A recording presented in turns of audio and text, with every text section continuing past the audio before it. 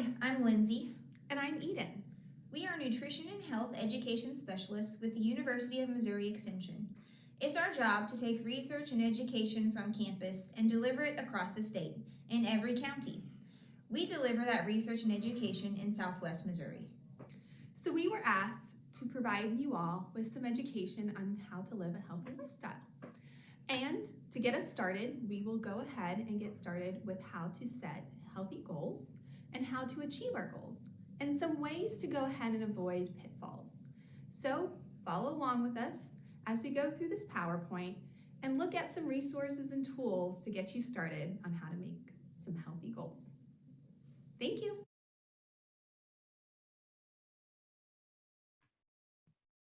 We thought that goal setting would be a great springboard for you to make healthy lifestyle changes. Goal setting is an important first step for anyone who wants to change a behavior or develop a new healthy habit. Goal setting helps us better understand what's most important to us and how we can achieve it.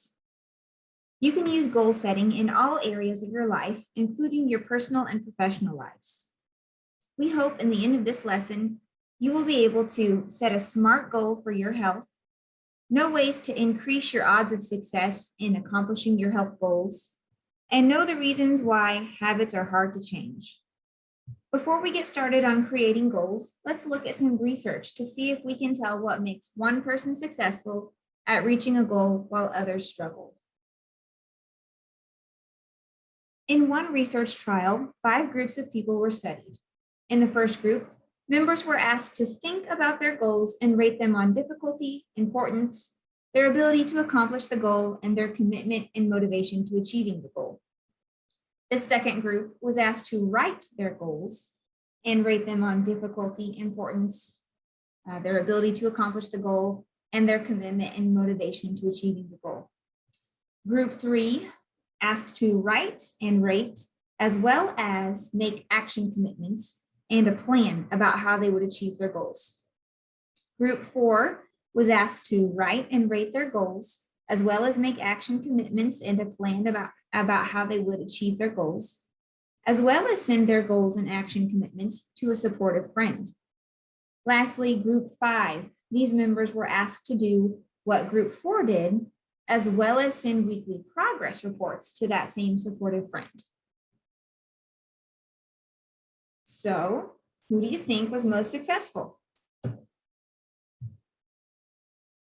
If you guessed Group 5, you are right.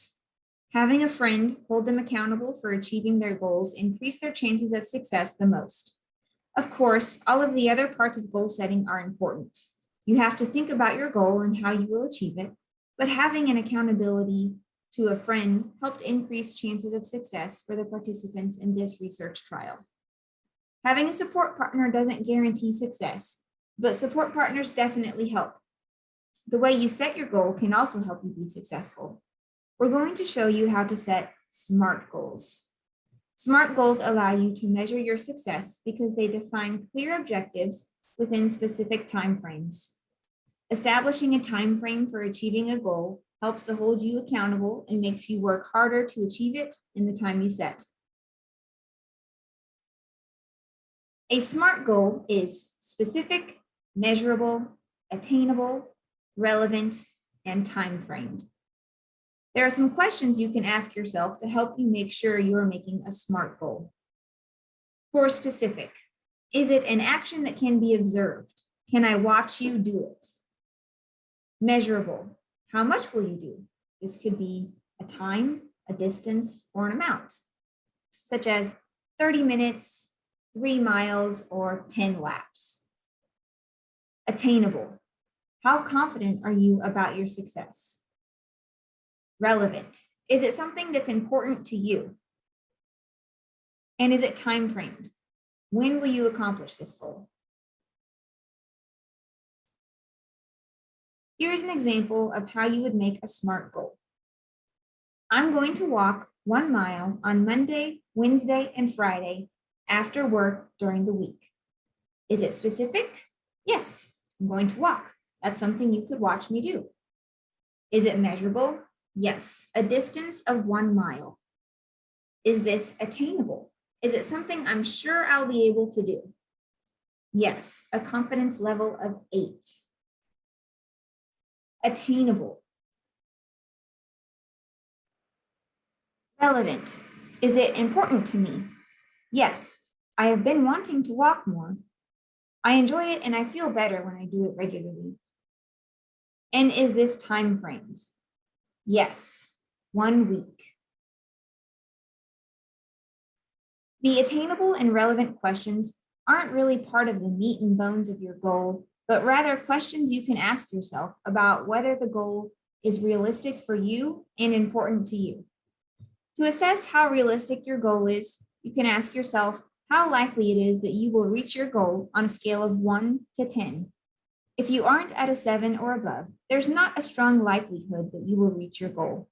That means there may be some barriers preventing you from accomplishing this goal that need to be identified before you move on. You will need to look at the goal again and make that change so that it is more attainable for you. And then you need to make sure it's something you want to do and you believe you can do it. Your partner or a family member, they may have some other idea in mind for your health goal, but you will only be motivated to do something you want to do.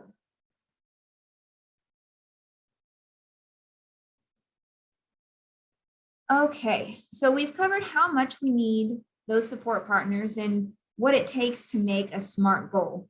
Let's think back to the research trial. Group 5 sent something to their support partners. Do you remember what it was? A weekly progress report. Recording and tracking is an important component of goal setting and achievement. Use a calendar or a planner to help you track your progress.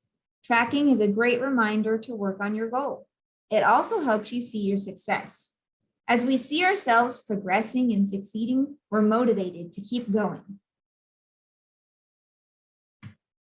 Now that we have everything we need to succeed at making healthy lifestyle changes through goal setting, we're going to sit down and think about our goal.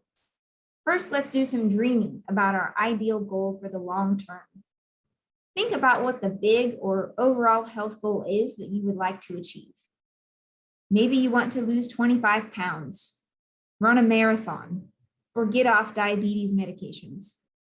Keep in mind that we can't lose 25 pounds or train for a marathon in 1 month, but we can take steps toward that long-term goal. When you set your goal, think about the steps you need to take to get you from where you are now to where you want to be. In order to lose 25 pounds, you could start with eliminating one thing from your diet that's high in calories, such as soda. Let's look at how we could apply the SMART acronym to this goal. Specific, I could reduce my soda intake from 3 drinks a day to 1 drink a day and drink water instead. I can watch this happen. So yes, it's specific. Is it measurable? Yes, I can keep track of my sodas using that goal tracker that we just showed you. Is it attainable? I think so. My confidence level is an 8. Is it relevant? Yes, and this will help me reach my goal of reducing sugar and calories. And time frame.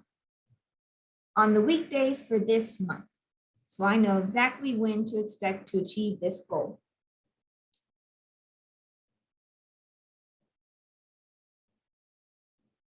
Or maybe you want to lose 25 pounds by eating breakfast so that you don't eat too much later in the day. This is specific. I can eat breakfast before work. I can watch that happen. It's measurable. Again, it can be tracked on my calendar or planner. Is it attainable? Yeah, I think I can make this small change. My confidence level is again an 8. Is it relevant? Yes, this will help me from eating too many healthy snacks later in the day. And is it time framed? Yes, I would hope to achieve this goal within the next 2 weeks or 2 months, whatever works for you. You could set that time frame for what works for you. So what we're trying to say is losing 25 pounds cannot be a SMART goal because I can't watch you lose 25 pounds. I can watch you eat breakfast or drink water instead of a sugary drink. Losing 25 pounds is actually the result of either of these actions or goals that we have worked on. I like to refer to goals as action plans. I think it paints a better idea of what we're really trying to do with goal setting. Action plans are what we make and do to reach our goals. Now we need to discuss why some people find sticking to their health goals or action plans to be difficult. One reason might be that they bite off more than they can chew. If you think it's too much to eat breakfast every day, make it a goal for only 3 days out of the week. You can make it a 5-day goal once you succeed at the 3-day goal. Remember, change doesn't happen overnight, and small steps can really lead to big change. Did you know it takes 21 days to change a habit? This could be a reason why many people don't accomplish their goals. They haven't thought far enough ahead. Do yourself a favor and prepare yourself now for that time a couple of weeks down the road when your motivation starts to wane. Go ahead and think of a future reward for yourself now, even as you are drawing up your goal. Knowing there is a reward in sight can get you through rough times. It's also helpful to take time in the beginning of goal setting to think about what success will mean to you and what it will feel like when you accomplish your goal. The mind is a powerful tool. Use it to picture yourself succeeding. If your goal is walking 30 minutes per day, imagine yourself looking down at your fitness watch or phone and seeing that you've reached your goal. What does that feel like? Think about how much more energy you will have and how much better you will consistently feel because you've been active.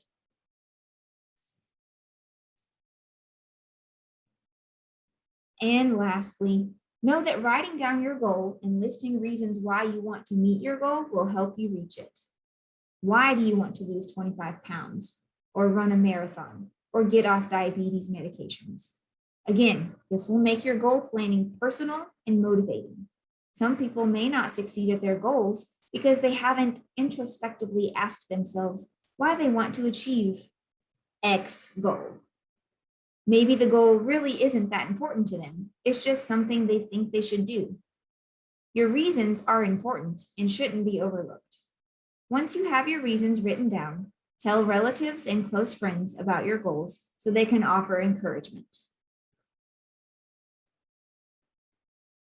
Here are a few more tips to help you stay on track.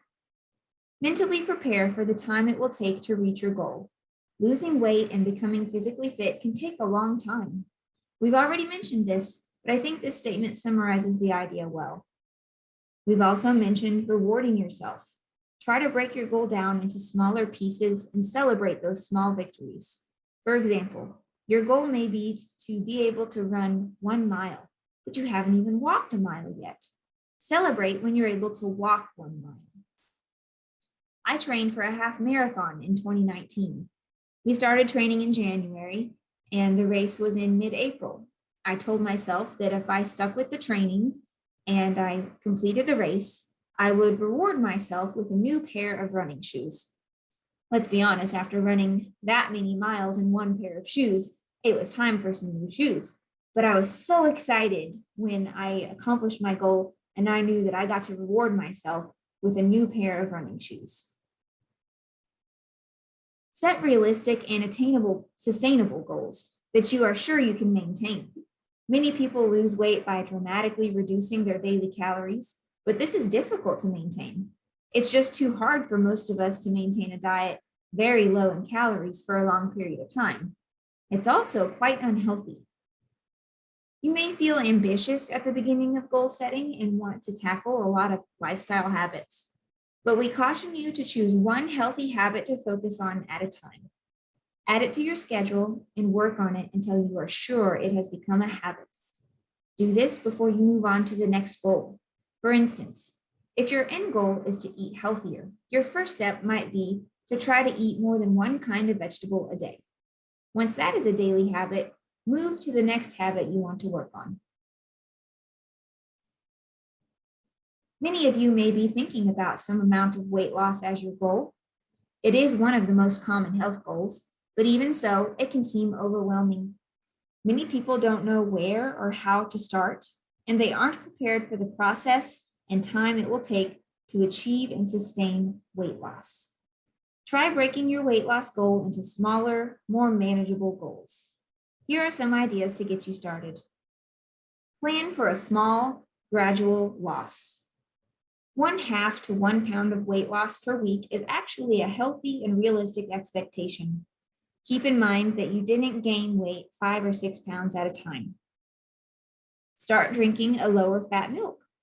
For adequate calcium intake, 3 cups of dairy per day is recommended. 3 cups of whole milk have 450 calories and 24 grams of fat. 3 cups of 2% milk have 363 calories and 14 grams of fat. The same amount of skim milk has just 258 calories and 1 gram of fat. So switching from whole milk to skim milk could save you 192 calories and 23 grams of fat per day. Use a smaller plate and serve yourself at the stove or wherever the food was prepared, rather than at the table. It sounds simple, but it works. People who use smaller plates take and eat less food, and we tend to eat less when we don't see how much is left in front of us at the table. At dinner, cover half of your plate with vegetables 5 nights a week. Make this the first food you put on your plate. Vegetables are packed with healthy nutrients and are generally low in calories. For protein, start thinking lean. Choosing lean cuts of meat helps to decrease saturated fat intake. Lean cuts of beef and pork have the words round or loin in the description of the meat. In poultry, the white meat is leaner than the dark meat. Always avoid eating the skin of poultry when trying to reduce your saturated fat intake. Set limits on your salad dressing. Salads are generally thought of as quote unquote diet foods. However, 2 tablespoons of regular salad dressing can have 150 calories and 16 grams of fat or more. The same amount of a light variety has just 60 calories and 4.5 grams of fat. Salsa can be a great dressing substitute. Most salsa has no fat and few calories. If you really love a creamy dressing, and this is me, dip your fork into the dressing and then stick your fork into your plate of hearty greens. Eat meals at the dinner or kitchen table. We eat more when we are distracted. If you sit at the table with no television, you're less likely to overeat. This goes for cell phones as too. Don't scroll through your phone while you're eating. Eat slowly. Make your meals last at least 20 minutes. It can take 20 minutes for your body to register a sense of fullness. Try drinking some water and engaging in conversation to help your body determine if you are still hungry. And lastly, eat the whole fruit rather than drinking juice. Whole fruit is more filling and has fewer calories. 1 orange has 60 calories and 3 grams of fiber, while 1 cup of orange juice has 112 calories and less than 1 gram of fiber. We want you to take some time to set your goals now. Keep in mind that what we just talked about. Think about making your goal something to which you can devote your brain's energy. Remember that you don't have to do it all in 1 month. You're just taking the first step. Also remember in your goal setting, you need to state what you're going to do, how much you are going to do, and when you're going to do it. Then make sure the attainability score is a 7 or higher. And once again, you are more likely to be successful if you are supporting each other in reaching your goals, or if you have a supportive person you can share your goals with. We'll be back next month to talk about meal tips for healthy lunches. We hope you'll be able to take some good steps toward reaching your goal in that time. If you have any questions, feel free to reach out. Our contact information is on the screen.